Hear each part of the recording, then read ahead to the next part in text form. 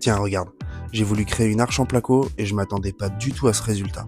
À force de voir des réalisations de placos courbés ou arrondis en vidéo, j'ai décidé de tester et de tout détailler pour que t'évites de galérer comme moi.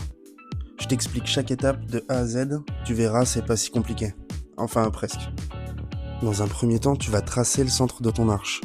Et avec une ficelle accrochée à une vis, tracer ton arrondi.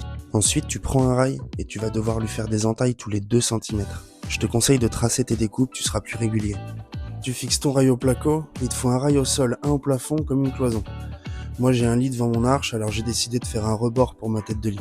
Ensuite tu vas fixer ton placo, mais avant je te conseille de tracer au sol tes axes de montant et l'axe de ton arche, ainsi que sa hauteur par rapport au sol.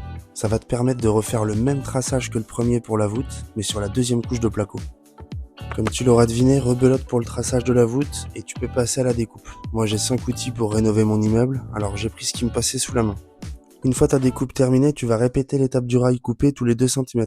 Je t'avoue, c'est pas la partie la plus rapide. Donc comme tout à l'heure, tu traces, et ensuite tu viens tout couper. Tu t'abonnes à la page de Valrénov, et tu viens fixer ton rail à l'intérieur de ta découpe en placo, ça fera un second support de fixation. Ensuite, on va tracer et couper tous les 2 cm sur une bande en placo. Moi j'ai pris des chutes, ça évite de jeter, et on va la fixer à l'intérieur de notre arche. Un petit coup de scie pour enlever ce qui dépasse, et t'auras plus qu'à faire ta finition. N'hésite pas à enregistrer la vidéo pour t'en resservir et à t'abonner.